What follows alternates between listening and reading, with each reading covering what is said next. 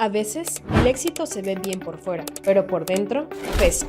Este es un espacio para quienes han sentido que crecer profesionalmente no debería costar la paz personal. Aquí, lo humano y lo profesional dejan de competir y empiezan a sumar. Historias reales de personas reales que descubrieron que un sistema sano también puede ser rentable. Esto es Aliados Podcast. Bienvenido. Bienvenida. Bienvenidos, aliados, a este nuevo episodio de Aliados Podcast, el espacio donde buscamos generar esa sinergia entre la plenitud personal y esta parte del éxito profesional. La idea de este espacio es que te encuentres con historias, con esos rostros, con esa otra cara de la moneda, de más allá de solo el mundo empresarial, reconocer a las personas que se encuentran detrás de todos esos números y resultados de las empresas. Y el día de hoy quiero presentarte a una invitada muy especial que también agradecemos que esté aquí con nosotros. Quiero presentarte a Laura Orozco. Ella es licenciada de Administración y Negocios Internacionales por la Universidad Panamericana. Es maestra en Política y Gestión Pública por el Instituto Tecnológico y de Estudios Superiores de Occidente, ITESO. Tiene más de 13 años de experiencia en asesoría de exportaciones e instalación de empresas de inversión extranjera y sobre todo administración también de oficinas en Estados Unidos y organización de eventos de promoción de los productos y servicios del estado de Jalisco a nivel local e internacional. Tiene experiencia también en el servicio a clientes a nivel mundial, desarrollo de proyectos económicos y de comunicación empresarial, y locución de podcasts relacionados con el comercio exterior con fines educativos. Trabajó durante 8 años en el Instituto de Fomento al Comercio Exterior del Estado de Jalisco, HalTrade, donde asesoró a más de 230 empresas jaliscienses a lo largo de sus diferentes etapas del proceso de exportación y a 5 empresas de inversión extranjera de origen japonés y taiwanés en su instalación e inicio de operaciones en el estado. Ha sido también evaluadora en el Galardón Jalisco de la Exportación o a la Exportación en las ediciones 2014, 2015, 2016 y 2018. Colaboró también con el desarrollo del contenido y operación del Centro Virtual de Capacitación para la Exportación, Yo Exporto, marca registrada, y en 2012 y 2017 recibió junto al resto del equipo de HalTrade el Premio Nacional de Exportación en la categoría de organismos de fomento al comercio exterior. Actualmente es directora de desarrollo de negocios y cofundadora de la empresa Orbitar Lab y además de eso, madre de familia, esposa y pues hoy la tenemos aquí. Bienvenida, Lau, gracias por esta invitación. Muchas gracias, George, muchísimas gracias por invitarme. La verdad es que estoy muy contenta de estar aquí con ustedes y platicar un poco más a fondo de la vida real, ¿no? Eso sí, porque a veces como que en la parte de las empresas nos quedamos en lo frío. Sí. Ayer justamente tenía yo una capacitación y les platicaba de la línea de responsabilidad. Cuando estamos abajo de la línea es como, pues yo espero recibir, que me paguen, que me den mi nómina, que esto. Pero cuando brincamos esa línea de responsabilidades, pues a nadie le importa si me enfermo o no me enfermo, si soy papá, si soy mamá, si soy esposo, es tú me tienes que pagar, ¿no? Y pues como que se nos olvida esa parte humana. Sí. Lau, quisiera comenzar preguntando un poco de ti, ¿no? Un poquito en la reseña y cuando estábamos preparando este episodio, me comentabas que pues ya desde pequeña traías esta idea de la consultoría, la parte de los negocios internacionales, y me generó esta curiosidad de cómo nace este deseo de por qué negocios internacionales, cómo se levanta un niño y dice voy a dedicarme a los negocios internacionales, ¿no? Es una buena pregunta porque sí, tal vez no es como una carrera que inmediatamente piensas, ¿no? Piensas en astronauta y en abogado y en cosas muy generales. Creo que nace mucho de mi papá. Mi papá, por azares del destino, se fue a trabajar a Estados Unidos y me tocó a mí nacer allá. Entonces, digamos que siempre hubo como mucho contacto internacional, ¿no? Él tenía clientes extranjeros, le tocaba mucho viajar, viajó a muchos países de Centro y Sudamérica, en su momento también tuvieron que viajar a Europa, o sea, como que se empezó a dar mucho este tema internacional y también él hablaba un par de idiomas, entonces siempre tuvo como ese interés en la parte internacional. Entonces es algo con lo que crecí. Y al regresar a México, porque sí terminamos regresando a México cuando tenía 7 años, pues como que empecé a ver más bien qué estaba haciendo él desde acá, ¿no? Que fue como también un cambio profesional importante. Y a partir de ahí como que me nació un poquito esta inquietud. Más adelante ya lo fui como determinando, ¿no? Porque en tu cabeza dices, bueno, viajes, idiomas, está padrísimo. Turismo o algo por el estilo, ajá. ¿no? Sí. Pero conforme vas entendiendo cuáles son las carreras, hice un par de exámenes vocacionales y me di cuenta que eran negocios internacionales, ¿no? Porque también hay diferentes visiones, digamos, de esta misma carrera en diferentes universidades. Okay. Y terminó siendo la UP porque es un poco más amplia la visión de negocios, ¿no? O sea, lo ven por una parte con comercio internacional, importaciones, exportaciones, y lo ven también un poco por la parte diplomática, la parte de relaciones internacionales, que en muchas universidades está separado, pero acá lo juntaron y creo que eso fue lo que más me llamó la atención, ¿no? Que tuviera como un amplio rubro de trabajo, básicamente. Ok, y entonces decides entrar, tienes esta experiencia de, bueno, es lo que yo soñaba, es lo que quería. ¿Cómo fue esa experiencia ya de meterte a ese mundo de los negocios internacionales? Leía por ahí también en lo que estuvimos preparando para este episodio que tuviste la oportunidad de salir a varios lugares. O sea, ¿cómo fue esa experiencia de la carrera? Fue muy divertido, la verdad, y lo agradezco mucho porque tuve muy buenas oportunidades. Uno también a veces se tiene que crear esas oportunidades, ¿no? Y la perseverancia y el estar ahí, yo le llamo ser metiche, ¿no? Estar con muchas personas y preguntar cosas. Me llevaron a la oportunidad de, primero que nada, tener la beca en la universidad, porque creo que eso nos dio una posibilidad importante. Y más adelante, por la misma beca, pues me metí al coro y me fui como metiendo cosas como para tratar de juntar ese porcentaje, y me dio la oportunidad de irme de intercambio. Entonces me fui de intercambio a Francia, fui 6 meses a una ciudad que se llama Lyon. Ajá. Es como la segunda ciudad más importante de Francia.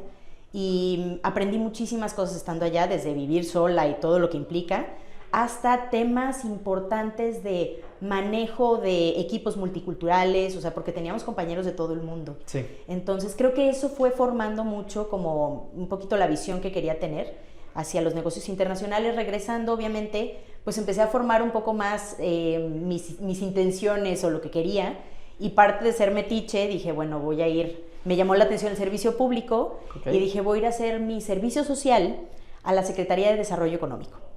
Okay. Yo había conocido HalTrade por un proyecto que habíamos tenido como en tercer semestre por ahí, y me acuerdo que llegué a las oficinas y dije, wow, quiero trabajar aquí. Este lugar está increíble, ¿no? Y es como la epítome de Jalisco de negocios internacionales. Okay. Entonces llegué a hacer el servicio social ahí. Yo quería hacerlo en HalTrade directamente. Y en ese entonces, hoy un muy buen colega, pero en ese entonces el que estaba como encargado de los practicantes me dijo, ¿sabes qué? Creo que este no es un buen momento, estamos en un proceso de transición, vete mejor a esta otra dirección. Y entonces me fui a la dirección de atracción de inversión en ese momento. Okay. Y a partir de ahí conocí a una persona que fue clave, porque a final de cuentas ella fue directora de HalTrade. Okay. Entonces cuando ya ella se va a HalTrade, un día me habla por teléfono, después de haber tenido ahí un par de trabajos intermedios después de salir de la universidad. Me habla por teléfono y me dice, ¿quieres trabajar en HalTrade? Y yo, ¡oh! Fue una llamada que me cambió la vida. Déjalo, ¿no? pienso, sí. Sí, mañana me voy. Sí, o sea, yo tenía 3 meses trabajando en HP. Me dio mucha pena, o sea, porque dije, ¿cómo voy a irme? Pero era el trabajo de mis sueños y me fui. Entonces, como que eso fue consolidando como mi camino en los negocios internacionales, ¿no? Como quiero llegar a esto y quiero llegar al servicio público y en específico a un organismo que promueve exportaciones, ¿no? Y como que me fui enfocando cada vez más. Me voy a esta parte ahorita, pongo una pausita ahí. Sí. Hablabas de Francia, de Lyon. Recuerdo hace unos meses tuve la oportunidad de viajar con una chica francesa en estas plataformas que compartes viaje, ¿no? Sí. Iba para Puerto Vallarta y pues ahí tuve la oportunidad de 3 horas de platicar y platicar. Qué padre. Y ella nos contaba mucho de cómo Francia, por ejemplo, cuando quieres estudiar el idioma, promueve más que vayas a estudiarlo ahí, a que, sí, te doy un curso desde lejanía, ¿no? Porque la finalidad del francés era ven y conoce y métete a la cultura, ¿no? ¿Qué te deja a ti, qué te dejó esa cultura francesa en esta parte tanto laboral como... O sea, ¿qué sumó a Laura esa parte de haber estado allá en Francia?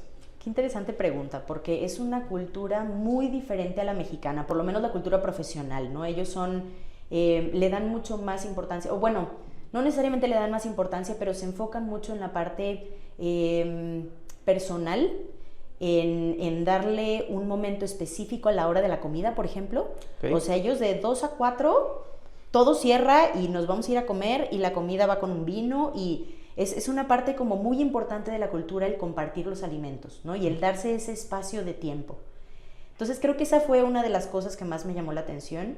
Hubo otras cosas que para mí eran un shock cultural. O sea, yo decía, okay, ¿cómo es posible sí. que de repente hay una huelga, ¿no? Y nada funciona y no hay ni nada. O sea, no hay transporte público, no te puedes mover, se acaba como la vida en esas situaciones. Sí. Entonces sí hay un poco de shock cultural respecto a los mexicanos, que somos como, hay que trabajar, hay que trabajar, hay que trabajar, hay que trabajar, ¿no? Okay. Pero me gustó mucho esa parte de entender y darle ese espacio a los alimentos, a la convivencia familiar. En las tardes siempre los parques estaban llenos de familias. Okay. Y eso me encantaba, o sea, me encantaba ver la comunidad, ¿no? O sea, cómo realmente la ciudad estaba viva en las tardes. Y en muchas ocasiones aquí en México o en otros lugares de repente vemos, son las 7 de la noche y apenas estamos empezando como a salir a caminar a los perros o lo que sea. Sí. Entonces creo que eso fue una de las cosas más importantes que me llevé, además de la parte de la independencia personal. Okay. El aprender como autogestión, temas de finanzas, temas de responsabilidad, o sea, sí. te quieres ir a echar fiesta, está padrísimo, pero al siguiente día tienes que estar ahí y si no estás, las consecuencias son tuyas, ¿no? Sí. Entonces como que esa parte creo que también es muy importante. Sí, si ya cuesta en México, en otro país, pues también es complejo. Vaya. Yo recuerdo que esta chica hablaba mucho de que, no sé si ya desde entonces, pero que Francia le da como esta prioridad o esta muy buena vista a la parte más artesanal, ¿no? Sí. Ella nos hacía el comparativo al tema de los vehículos, que decía, o sea, tú ves un Peugeot o algo por el estilo y es como, pues hecho con estilo, como que toda esa parte... Y que justamente por eso critican mucho al comercio asiático, ¿no? O sea, para Francia era como, no me traigas comercio asiático porque, bueno, sin ofender en esa parte, pero no, sí. Para ellos es como de, es algo que voy a terminar llevando a la basura en pocos meses, pero esto dura más, ¿no? Entonces, exacto. También creo que eso, de alguna manera, imagino, fue un choque cultural en esa parte, ¿no? Sí, en todos los sentidos, o sea, todo es... esta palabra me llama mucho la atención, pero es como aesthetic, ¿no? Okay, sí. O sea, muchas cosas en Francia se ven físicamente bonitas. Okay. Y eso creo que llama mucho la atención, hace que se genere como un ecosistema muy amigable, ¿no? Y de mucha creatividad. Entonces, claro que también surgen como inquietudes de por sí yo traigo un poco el tema de la música en mi familia, ¿no? Sí. Entonces, claro que te surgen inquietudes de oye, quiero cantar, ¿no? Sí, sí. Es raro, pero ves mucha gente en las esquinas pintando, por ejemplo, okay. Veo mucho tema artístico en ese sentido. Hay mucha parte de la cultura que creo que es lo que conocemos a nivel internacional y como este estereotipo que tenemos de los franceses, pero hoy... Con su boina y su playera rayas. 100%. Sí. Y tuve maestros así, tal cual, con Gasné y toda la situación, así, 100% franceses. Sí. Pero creo que un poquito lo que decías también, este tema cultural, creo que hacen muy bien ese trabajo de proyectar su cultura y al mismo tiempo de hacerte parte de ella, aunque no necesariamente sean como los más cálidos, digamos, en términos de, pues sí, como de amistad y de lo demás, pero sí hacen todo lo posible por enseñarte de su cultura y que realmente lo aprendas y que hagas un esfuerzo por integrarte a. Okay. Y creo que esos son valores que necesitas en términos de negocios internacionales, sí. ¿no? O sea, en términos profesionales. Te tienes que adaptar a. Uh-huh. Y esa creo que también fue una de las lecciones importantes que me llevé de este proceso, porque si no te adaptas, si no hablas francés, sí. Y si no por lo menos haces un esfuerzo de hablar, la realidad es que no te vas a poder comunicar. Entonces, pues aprendes un poquito también esta parte de tú adaptarte y tú hacer la tarea para poder realmente lograr una negociación internacional adecuada o una relación internacional, ¿no? Qué interesante. Entonces, regresas de Francia después de este espacio de, ¿me decías cuánto tiempo estuviste? 6 meses. 6 meses, regresas. Por ahí me platicabas que también en Estados Unidos tuviste algunas intervenciones que pudiste ir. Sí. Llegas, viene esta experiencia de servicio social en esta otra dirección. pasa el tiempo, trabajaste en HP, me decías, ¿no? Como Sí, 3 también, meses. también. ¿En qué estabas ahí? En servicio al cliente a Estados Unidos, a clientes de Estados Unidos. Ok, ¿cómo fue esa experiencia de trabajar? Digo, porque HP también es una empresa grande. Sí. ¿Cómo fue esta experiencia de trabajo ahí, como de esa cultura? Estuvo espectacular, la verdad es que lo disfruté muchísimo porque creo que éramos muchos que éramos recién egresados de la universidad o que teníamos poco tiempo de haber egresado. Entonces era un ambiente muy juvenil.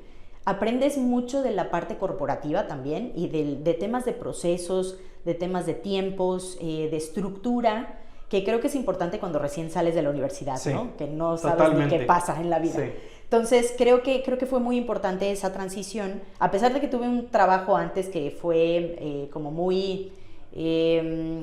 sí podríamos llamarle muy de empresa familiar, ¿no? Muy volátil, había muchas actividades diferentes que tenía que hacer. Entro a esta estructura en HP y como que entiendes, ok, estos son procesos, estos son políticas, este es mi trabajo, o sea, mi trabajo está delimitado de aquí a aquí. Sí, sí. Y me ayudó mucho también como a ir estructurando un poquito cómo era un día normal en un trabajo, ¿no? Sí. Además de que fue una buena oportunidad también para ahorrar un poco, ¿no? Es un buen salario, tienen buenas prestaciones, entonces aprendí también a ahorrar un poquito en ese proceso. Tuve la oportunidad pues sí, como poner un granito de arena para comprar un carro, ¿no? Que a final de cuentas mi papá me ayudó por ahí, pero todo eso creo que fue formando también una parte de responsabilidad y pues sí, la parte profesional, Sí. de cómo es una estructura de trabajo en un corporativo, cómo son las líneas de mando, cómo son, como te digo, simplemente la redacción de un correo electrónico.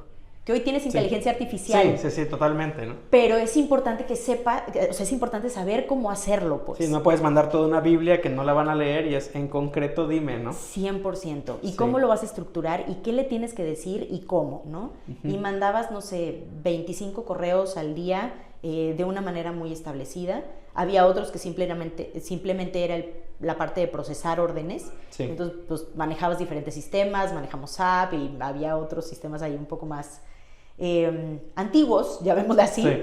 pero todo eso te da una pequeña estructura de cómo más o menos, pues hasta tienes que tener organizada tu computadora, Sí. ¿no? O sea, porque pues es parte del corporativo y todo tiene que estar ahí. Sí, muy al estilo japonés, ¿no? De que si Sí. tienes orden, tienes productividad porque no tienes que estar buscando dónde lo dejé, toda esa parte. Exactamente, sí, tema Six Sigma, Ajá. Lean Management, y creo que todo eso, aunque no eran políticas 100% establecidas en HP, por lo menos en ese entonces, Sí.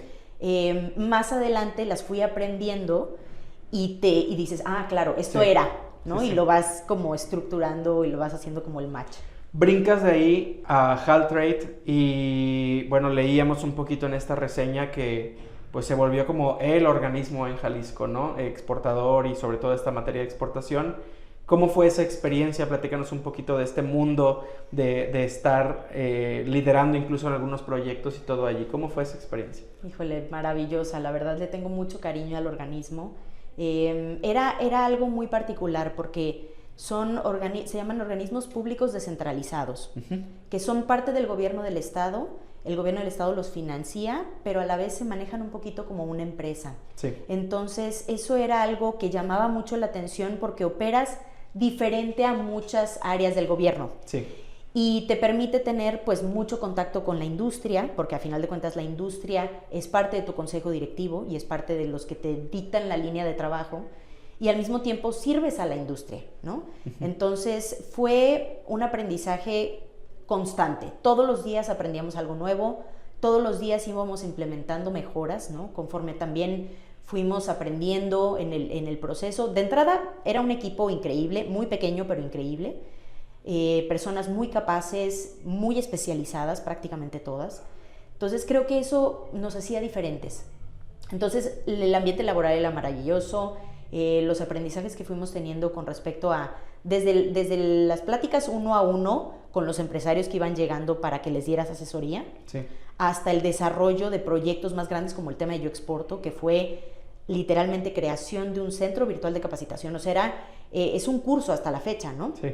Es un curso que vas llevando y vas entendiendo cómo puedes exportar.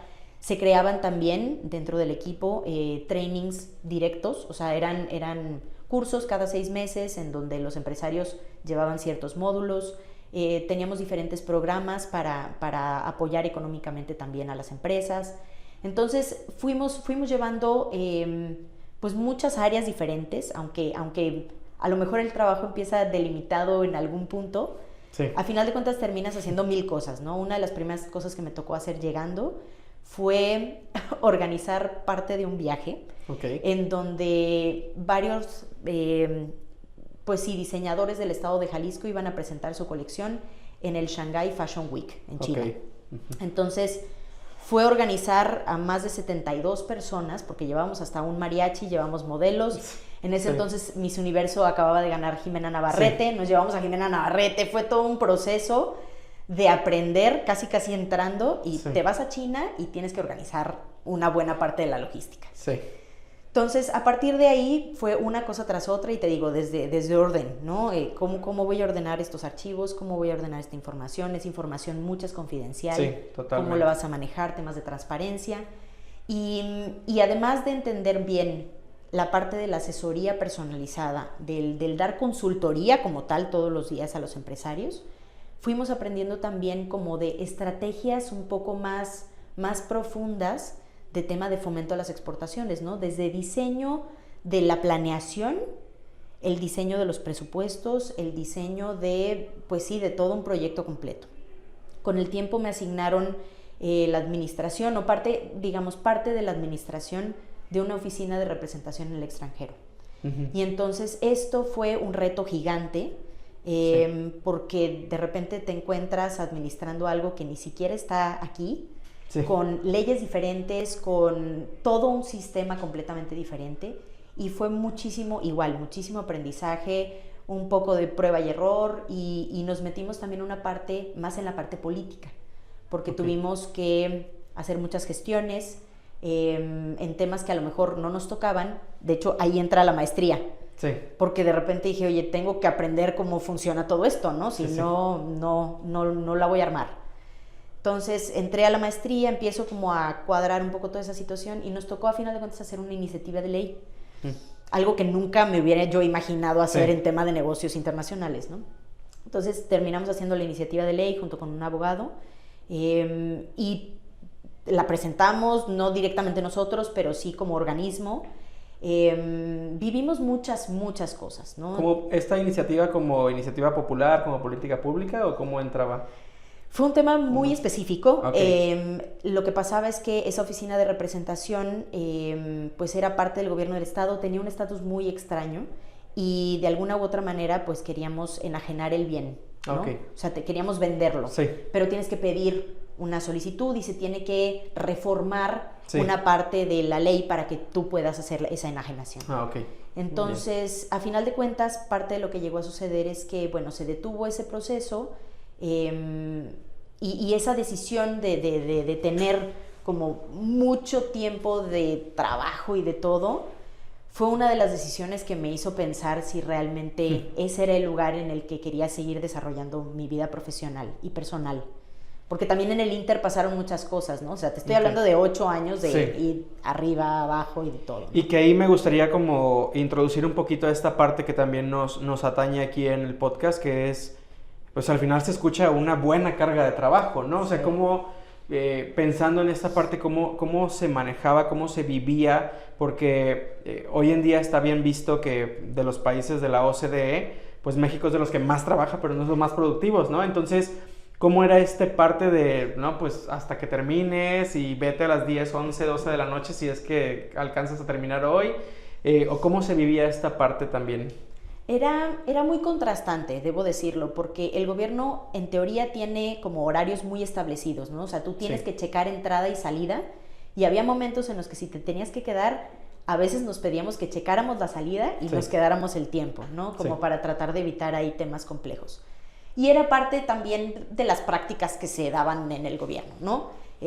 Probablemente se siguen dando. Más bien el punto era que a veces había ciertos proyectos que sí implicaban que te quedaras hasta las 11 de la noche y era hasta que saliera, ¿no? O el cambio de horario con otros países y todo. Había muchas situaciones que se llegaban a dar y entonces, pues sí, había mucha demanda de trabajo, sin duda, y creo que también era un poco de compromiso personal.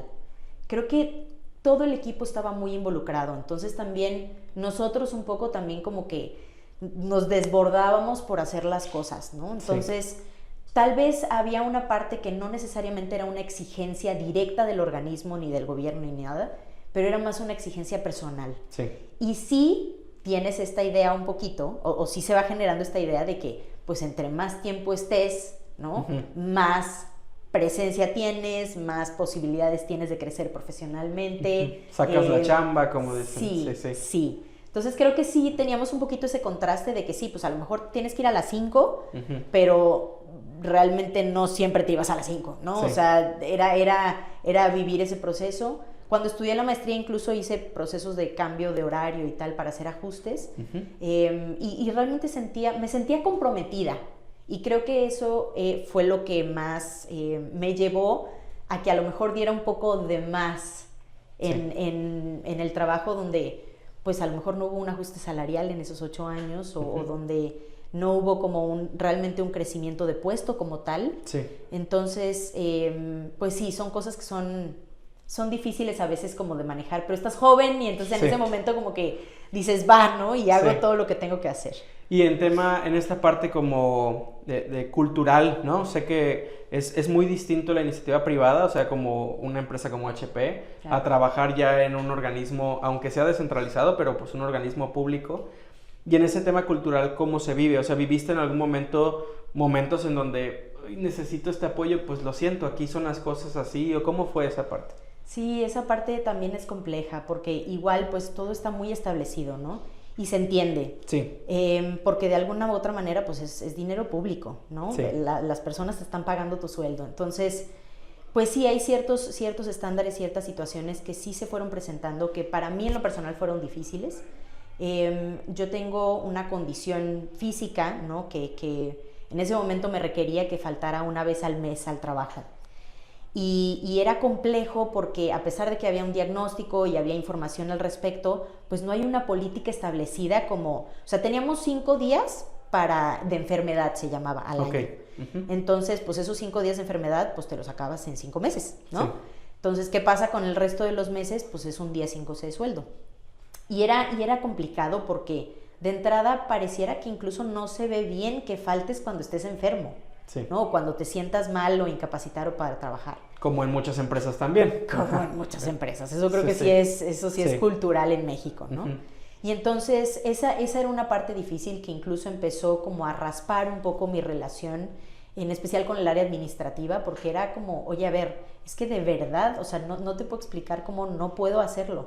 Y a lo mejor incluso intentaba trabajar desde mi casa en la medida de las posibilidades, pero ya sabía yo que había ciertos días que iban a ser sin goce de sueldo y que no había nada que pudiera hacer. Y entonces, además de esas políticas, empezó también a darse, pues sí, también un tema de estrés, ¿no? El hecho de que estuvieras trabajando en un proyecto en donde también hay temas involucrados políticos y decisiones que no puedes tomar tú al 100%, creo que sí fueron generando estrés en mi ser, ¿no? Y empezaron a tener también como complicaciones y repercusiones un poquito en ese sentido.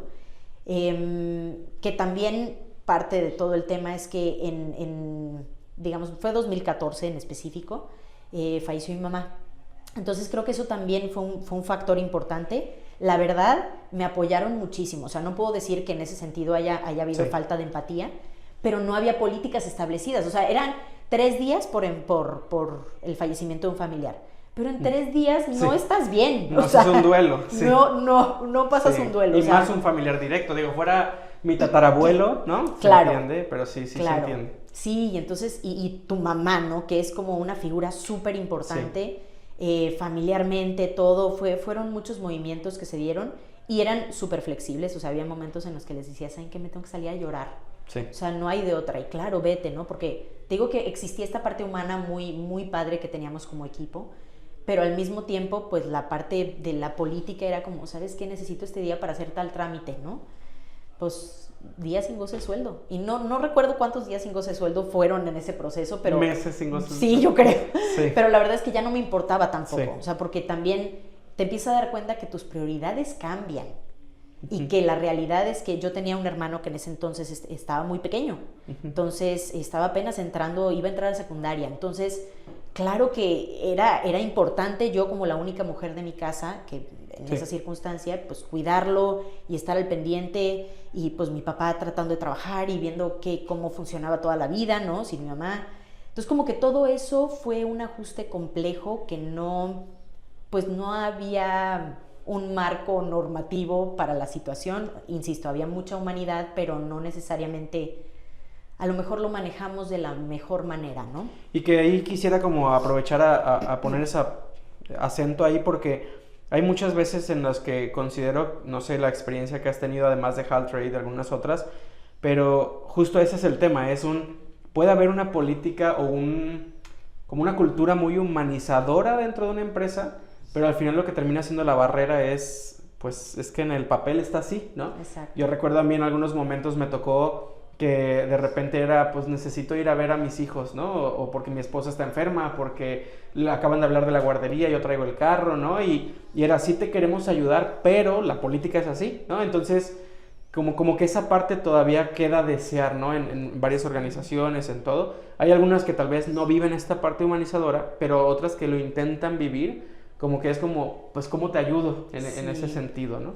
Sí, y es difícil porque los veías conflictuados. Sí. O sea, los veías como, Laura, claro que quiero ayudarte y quiero ver cómo le hacemos para que estés bien y para que las cosas salgan bien, pero al mismo tiempo, pues, desgraciadamente esto tiene que ser así. Y sí, en papel hay procesos y hay actas administrativas y hay todo lo que tiene que implicar, ¿no? Y lo entiendes, lo vas entendiendo con el tiempo, pero al mismo tiempo tu cuerpo y tu mente necesitan algo diferente o ya no están dando productivamente como eras antes, para empezar, ¿no? Y empieza, ahí hasta, después lo entendí, lo leí, hay hasta cambios físicos en tu cerebro, en cómo funciona. O sea, te puedo decir que a partir de ese momento mi proceso de concentración no es el mismo. Y es difícil operar como estás acostumbrado a operar o como está acostumbrado la gente a que operas. Sí. Con una situación como esa, ¿no? Y más cuando, pues a veces también no tenemos la cultura de trabajar los duelos, o los empiezas a trabajar pero lo haces como de una manera a lo mejor muy superficial, y creo que entras en una modalidad que nosotros le llamamos modalidad supervivencia, sí, ¿no? Donde empiezas como a operar, a hacer, pero no necesariamente estás trabajando lo que está pasando atrás. Sí. Entonces, cuando empiezas a arrastrar esto, sí llega un momento en el que dices, ya no puedo más. O sea, creo que sí, unos años después me casé y nos dimos cuenta de que, pues además de esta condición que ya tenía, pues estábamos teniendo dificultad para tener hijos. Y entonces, a partir de ahí en específico, fue que dije, algo tengo que hacer diferente. O sea, la vida que estoy llevando a este momento, en especial la vida profesional, me fascina, me encanta, pero me está afectando ya mucho física y mentalmente. Sí. Entonces, ahí fue, creo que un momento así, fue un parteaguas en el que dije, ya no puedo. Por más que quiera, porque además pasaron otras cosas como externas, ¿no? Sí. Parecía que iban a desaparecer el organismo y algunas situaciones que me llevaron realmente a tomarme un tiempo. Pedí una licencia sin goce de sueldo porque esa figura está padrísima, no lo puedo negar. Sí. Me dieron un mes y me fui un mes como, no de retiro espiritual, sí, pero sí. Al Tíbet. Algo similar, o sea, mi esposo en ese entonces viajaba mucho y pues me fui con él a un par de viajes y me acuerdo muy bien en específico en un viaje en Ciudad de México, platicando con una amiga que estaba en la Asociación Mexicana de Emprendedores. Okay. Era una asociación relativamente nueva en ese momento. Me senté con ella y le dije, no sé qué hacer. O sea, como que tengo la inquietud de que a lo mejor el emprendimiento es mi solución o más bien como mi camino a seguir, pero pues no sé ni por dónde empezar. O sea, esto no sé con qué se come. La consultoría siempre me había llamado la atención. Desde la universidad habíamos hecho un proyecto, pero pues, y lo vivía, ¿no? Lo vivía en Haltrade, entonces dije, bueno, a lo mejor es la consultoría. Ya lo habían platicado incluso con algunos de los mismos compañeros, la posibilidad de en su momento a lo mejor independizarnos, etcétera. Y se dio esta situación que me senté con esta chava y me dijo, a ver, arrastra el lápiz, empieza por aquí, lee este libro, un libro que se llamaba Emprendimiento Social. Ok, no es de Juan del Cerro, ¿verdad? Sí, ¿Sí? Exactamente, Okay. Juan del Cerro. Saludos a Juan del Cerro. Sí, Juan del Cerro es amigo de esta chica. Ok. Entonces... Que también es ibero. Exacto. Sí. Bueno, ella es UP, pero él es ibero. Sí. Entonces, pues de ahí me da el libro, lo leí y dije, esto es. Esto me hace sentido, es por ahí. Y me acuerdo que regresé y pues básicamente regresé para entregar el puesto. O sea, fue difícil porque me acuerdo de haberle dado la carta de renuncia a mi jefe, que era mi mentor. Sí. A la fecha le tengo todo el cariño del mundo, es mi socio hoy. Pero le di la carta y me acuerdo que nomás la archivó. O sea, no sé, a la fecha le tengo que preguntar, pero no sé si realmente la leyó, ¿no? Sí. Porque fue un momento difícil para los dos. Y para todos, ¿no? O sea, era como que se materializaba lo que empezaba a pasar en el equipo, que era algo que no era voluntario el 100%. Como no que queríamos. hasta ese momento todo era como rumores, chisme, y de repente voy a dar un primer paso, ¿no? Sí, y creo que sí fue... Bueno, no puedo pensar que haya sido como un cambio muy importante en el equipo, pero sí fue como... Algo diferente está empezando a suceder, ¿no? Y entonces, a partir de ahí, pues me dolió mucho. Incluso le ayudé a la siguiente chica que se quedó, que hoy también tenemos muy buena relación, pues a capacitarla y a dejarle todo planchado, porque era un proyecto muy complejo, ¿no? Y teníamos que dejar todo. Hicimos un libro acerca del proyecto, o sea, hice mi maestría al ras de ese proyecto. Entonces, eran muchas cosas. Total, ya se da esta situación de la salida y empieza como esta inquietud de empezar a ya arrastrar el lápiz y establecer cómo iba a ser este emprendimiento, cómo iba a ser esta consultoría. Y hablé con otro de mis compañeros, que fue mi compañero de la maestría, pero que ahora ya estaba también ahí en Haltrade con nosotros. Y le dije, oye, ¿me podrías ayudar como a crear, a dar un primer servicio? Porque alguien ya me había pedido un servicio de un contrato. Entonces le dije, ¿me puedes ayudar? Mira, somos aliados, lo que hacemos es que pues nos damos, o sea, yo te doy una parte y tal. Me dice, oye, ¿si nos asociamos? ¿Seguro? Sí, vamos empezando, no sé qué. Y empezamos él y yo, y entonces empezamos a hacer toda la estructura y tal. Unos meses después cierran el organismo como nos imaginábamos, y se unen 2 compañeros más. El que era nuestro jefe y otro de mis compañeros, con muchísima experiencia. Entonces, de repente armamos un equipo de ensueño, ¿no?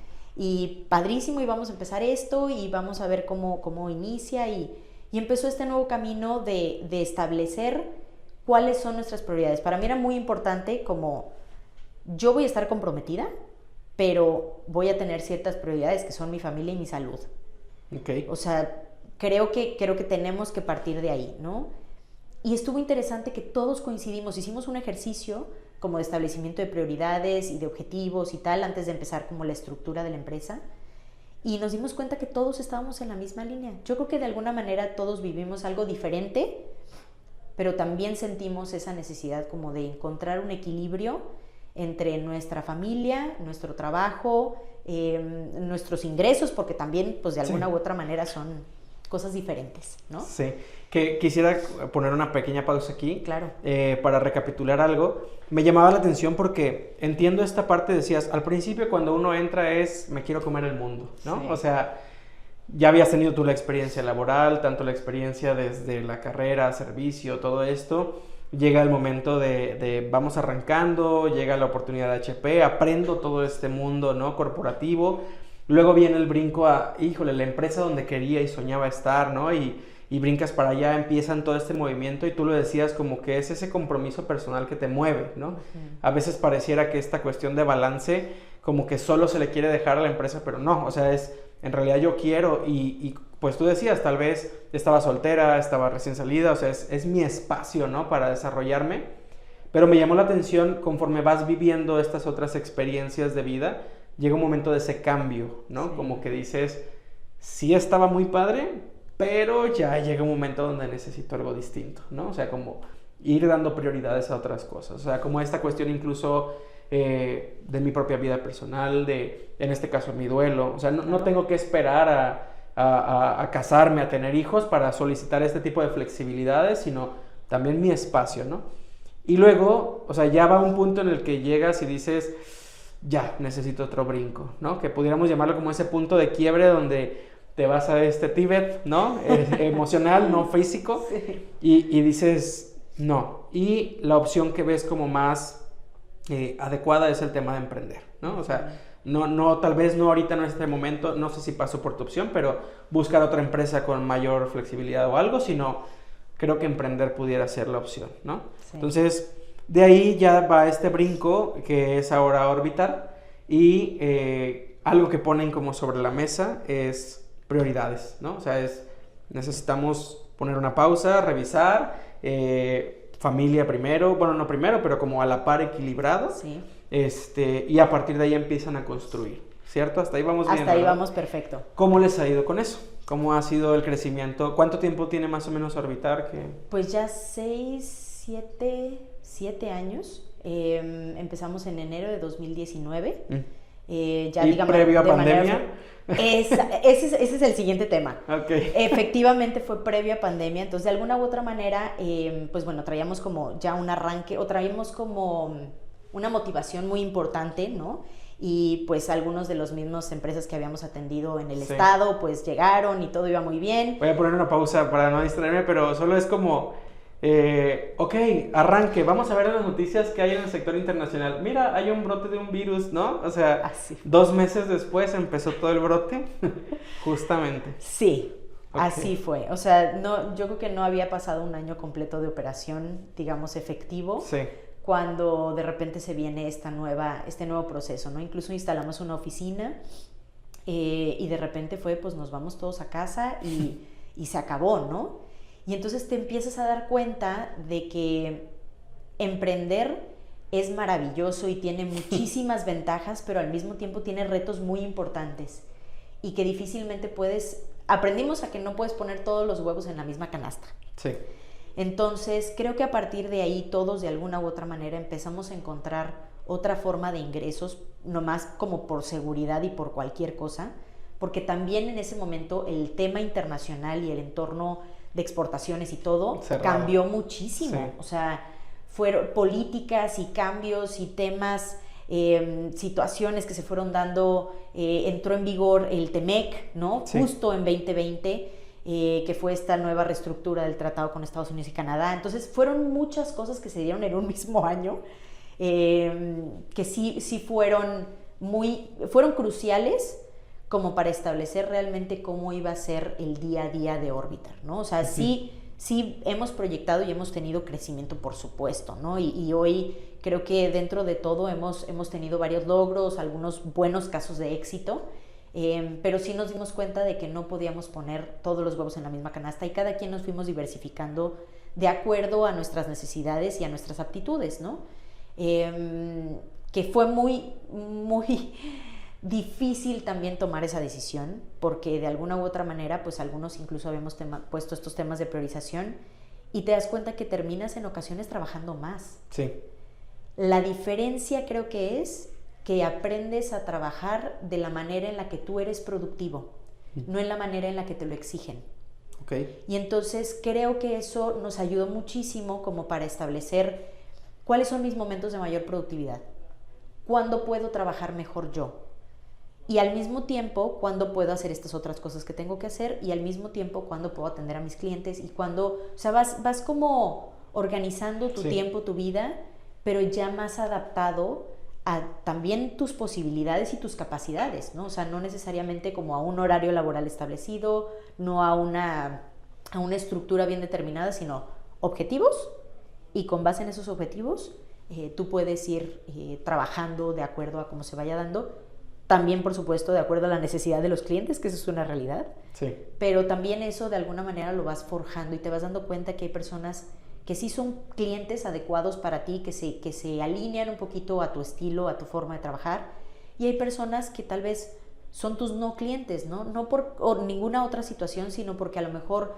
su forma de trabajo y la tuya son diferentes, sus expectativas son diferentes, te vas dando cuenta de muchas cosas. Entonces creo que para nosotros la pandemia fue un parteaguas para establecer realmente cómo iban a ser esos siguientes años. Ok, y que en esto, bueno, ahorita que lo mencionas, hay un podcast que también consumo mucho y me gusta mucho de Jimena Delgado, de Mentores Emprendedores, y va por ahí la publicidad también, véanla, es muy bueno, pero que hay un episodio donde se habla del tema de cultura, no recuerdo ahorita el nombre del invitado, pero él decía que en la empresa empezaron a diseñar los amables no, decía.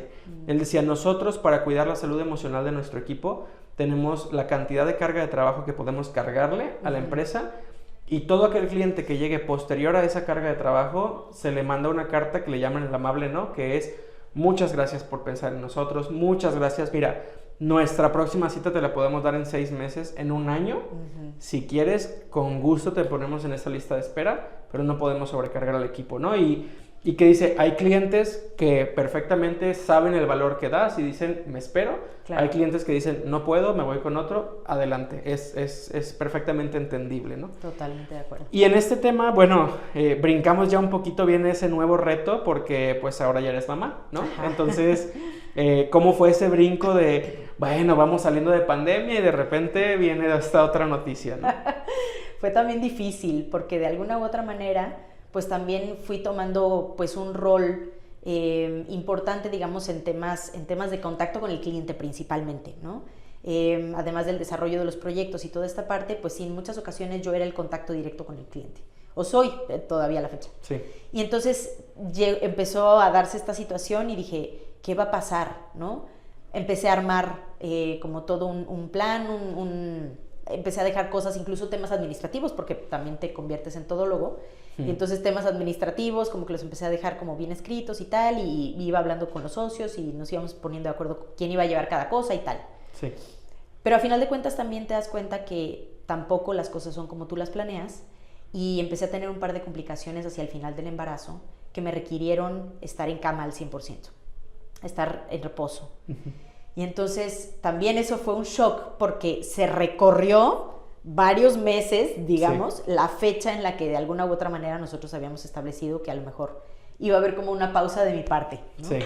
Y entonces eso fue también bastante retador, porque en especial a mí misma, ¿no? O sea, a mí misma por mi compromiso, por todo, como que dices, ¿cómo voy a dejar esto? Sí. Pero te empiezas otra vez a dar cuenta que tu salud y tu bebé y tu familia necesitan más de ti que lo que necesita la empresa, ¿no?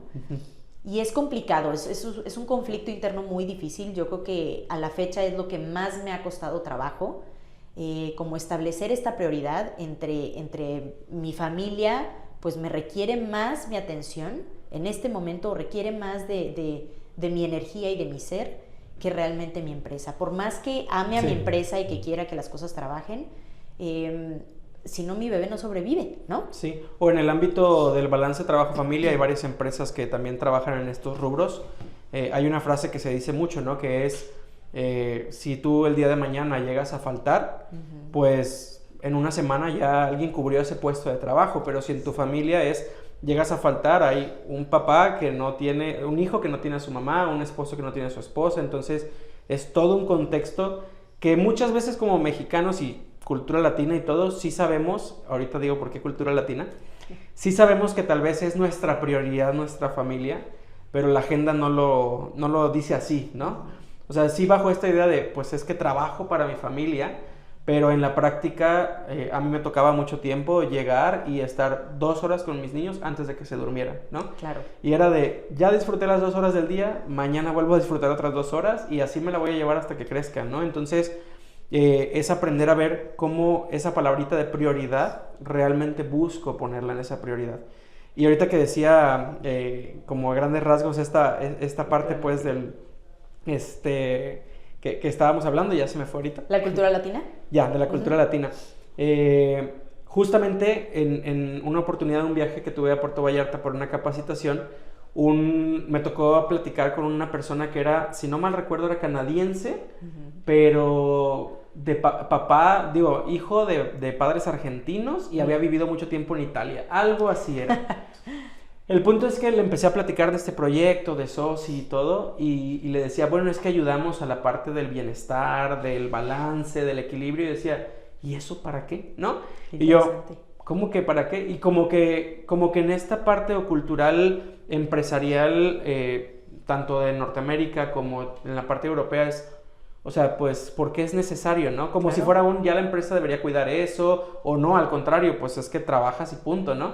Pero como que también fue un tema que empecé a ver que mucho tiene el impacto también en la parte latina, ¿no? Por supuesto. Bueno, viene esta parte de Sophie, ahorita recordaba eso, ¿no? De como esta parte de los horarios, de esas cuestiones de prioridad. Tú lo mencionas, se vuelve el reto como más complejo que he sentido. ¿Y cómo lo van resolviendo? ¿Cómo va saliendo esa parte? Hemos encontrado diferentes mecanismos. Creo que el mecanismo más importante ha sido la guardería. Estoy muy agradecida con el gobierno federal por las guarderías del IMSS en específico. Es una guardería que está subrogada, se llama, que son dueños privados y tienen estándares del IMSS. Mis respetos, la verdad. Creo que si algo hace bien el gobierno federal es eso. Y lo que hacemos es... fue muy difícil también el dejar a mi bebé en una guardería, el tomar la decisión también se dio antes de lo que yo estaba esperando porque nos dijeron que en ocasiones había 3 meses de lista de espera y cuando fuimos nos dijeron puede entrar mañana y yo, ¿qué? Espérame tantito, no, por favor. Entonces creo que eso fue también bastante complejo, pero bueno, entró a la guardería, tenía 5 meses mi bebé, para esto en ese inter sí había dejado de trabajar en muchos sentidos, pero a final de cuentas no te puedes desconectar al 100%, porque también voy a hacer una tangente aquí rapidísima, digamos, el ingreso económico, que a la vez se ha convertido en mi pasión, que encontré en su momento después de la pandemia, fue dar clases en la UP, que pues mi alma mater, ¿no? De la carrera, se dio la situación, ya medio en algún momento había dado una clase, pero ahora me invitaron como de manera más formal. Y a partir de ahí, en pandemia, con cubrebocas en línea, todo, empezamos a dar clases. Y a partir de ahí, pues, también las clases, pues, son un compromiso muy importante con los alumnos. Y a pesar de que había encontrado a alguien que me ayudara como a cubrirme en caso necesario, pues se dio que justo la bebé nació en Semana Santa y Pascua, que eran vacaciones. Entonces, me aventé esas 2 semanas y a la siguiente semana ya estaba en línea, ¿no? Y... fue también como muy complejo, pero al mismo tiempo mi esposo me ayudó muchísimo para que pudiera seguir dando clases y a los clientes pues los empecé poco a poquito a atender conforme iba teniendo la posibilidad, en ciertos horarios, cuando podía. Gracias a Dios puedo decir que tengo clientes maravillosos, ¿no? Y que fueron súper comprensivos, pero al mismo tiempo también ellos tienen necesidades y era como... ¿cuándo regresas, Laura? ¿No? Sí. Entonces fue difícil esa parte, pero mi esposo me ayudó muchísimo.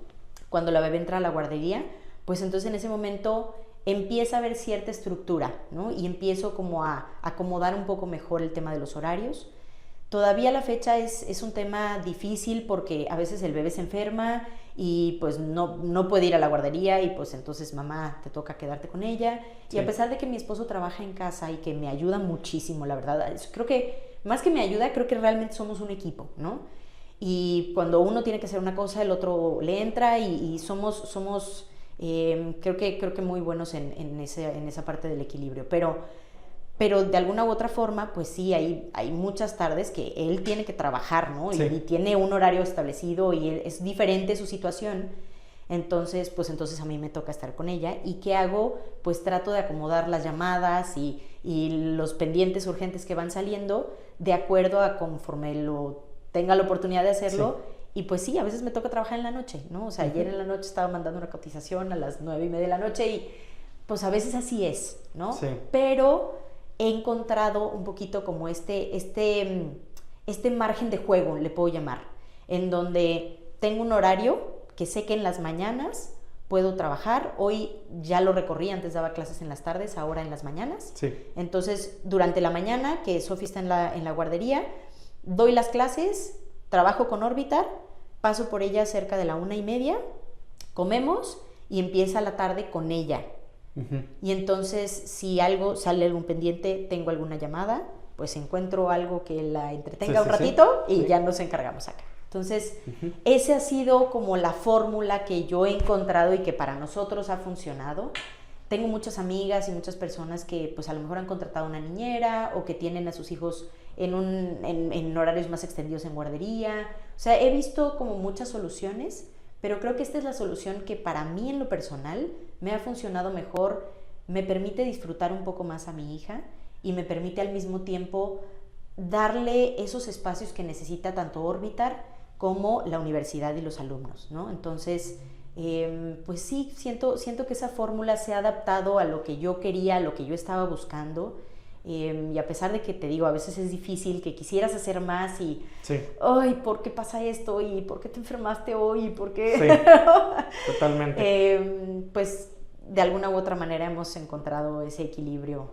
A nosotros nos ha pasado que ya planeas todo tu día y ahora sí, está en la guardería, puedo poner llamada de 10 a 11, de 11 a 12 tal cosa, esto, y apenas la acabas de dejar y su hijo acaba de vomitar, hay que venir por él. Chin, necesitamos regresar, ¿no? Entonces, sí te entiendo perfecto. Oye, y para ir aterrizando un poquito ya con este episodio, ¿ha sido fácil llevar al frente o entre los socios y tú una empresa que busca esta parte de bienestar? O sea, ¿ha sido algo sencillo o les ha implicado retos? ¿Cómo ha sido para ustedes?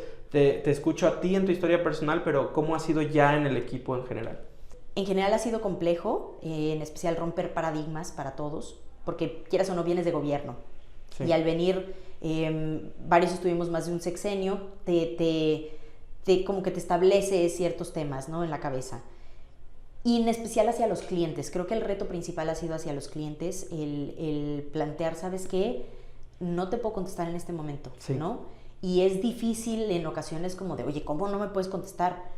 Pues es que tengo establecidos, tengo establecidos horarios, tengo necesidades, y aprendes también a, creo que más bien hacia allá voy. Hemos aprendido a ser lo más sinceros posible, a decir, mira, como bien decías, ese no, ¿cómo le llamaron? El no amable. El no amable. El amable no, sí. El amable no. ¿Sabes qué? En este momento no te puedo atender. ¿Qué te parece si hablamos mañana a tal hora, ¿no? O hablamos a tal hora en esta situación, ¿no? O podemos, la verdad, el tiempo de entrega por alguna situación va a ser así, ¿por qué no lo vamos estableciendo de otra manera, ¿no? Y entonces, pues ahí también, ¿no?, vamos volviendo a este tema de cómo resuelves el tema con los clientes, porque sí, hoy todo urge. Sí. ¿No? Y más en temas de comercio internacional, tengo un contenedor parado y todo urge, sí, ¿no? Sí. Entonces, esta parte de cambiar un poco esta cultura. Y si no lo muevo hoy, mañana me ponen un nuevo arancel. Y... Sí, eso también, bueno, este año ni hablamos. Si 2020 fue retador, 2025 ni se diga, y no sé cómo se vaya a venir este año. Pero esta parte como de todo urge, todo es importante, todo tiene que salir, pues poco a poco hemos ido como tratando de explicar que hay ciertas cosas que también, pues sí, tenemos ocupaciones, ¿no? Y que también a lo mejor tenemos ya otra llamada programada o tenemos otro servicio que tenemos que entregar. Entonces, pues empiezas a ser más sincero. Eso pensaría yo que es como lo que hemos implementado, a ser más sincero. Sí. Que se cree que el tema de cultura tiene que ver con la empresa, pero es que también la cultura llega al cliente, ¿no? Sí. Y creo que aquí, bueno, separaría un poquito porque se tiene la idea de que la parte del balance, el equilibrio, vida-trabajo, todo esto, como que fuera un tema bonito nada más, ¿no? De, sí, las organizaciones que quieren sonar bonito y su reputación y todo, pues lo pueden ofrecer, pero en la práctica también implica, o incluso yo me atrevería a decir, obliga a una cultura de balance a una cultura de resultados, ¿no? Esto que tú decías, pues yo me organizo según mis horas productivas, o sea, no es como de, lo siento, ya no puedo trabajar porque mi hija y nos vemos, no, es tengo que dar el resultado y tengo que buscar mis horarios, pero al mismo tiempo balanceando con mis otras áreas, y creo que rompe un poquito ese paradigma de o una u otra, o éxito o plenitud. No, se pueden las dos, pero nosotros tenemos como un manifiesto, ¿no?, dentro de Soci, y una de las frases que tiene ese manifiesto es, soy productivo para ser libre, ¿no? O sea, es, si trabajo 5 horas, pues no puedo estar aquí de que el celular y todo, o sea, tengo que meterme 5 horas porque cerrando esa computadora yo me voy a casa, ¿no? Entonces, como buscar esa parte de cultura de resultados, más que solamente, o sea, el equilibrio exige esa cultura de resultados, ¿no? Totalmente de acuerdo. Algo para ir cerrando, gracias también a ti, Lau, por esta plática, por este espacio. Pues la idea de este podcast, le comparto también a nuestros aliados que nos están por ahí escuchando, es ir generando precisamente esa alianza. Soci nace así, se llama Aliados porque buscamos aliar este mundo de la vida corporativa, de los resultados, de los indicadores, al mundo humano, ¿no?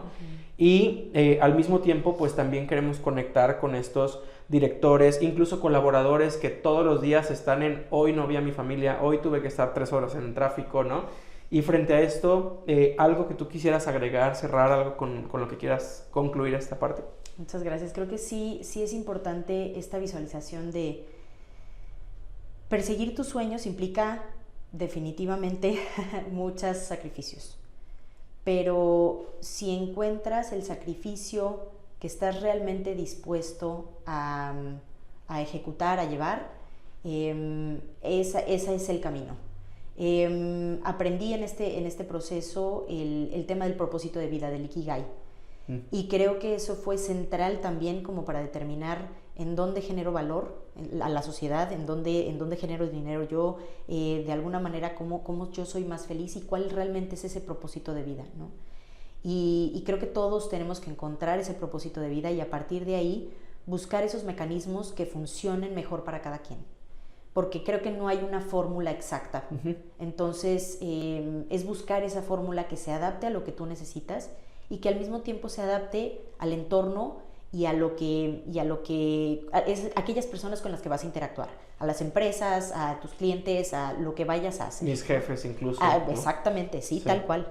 Entonces, eso, que busquemos realmente ese propósito de vida a través de esos mecanismos y que nos acerquemos, ¿no? A final de cuentas, estamos nosotros, están ustedes, están muchas opciones que pueden ayudar a una persona y a las empresas como tal a llegar a estos puntos de equilibrio.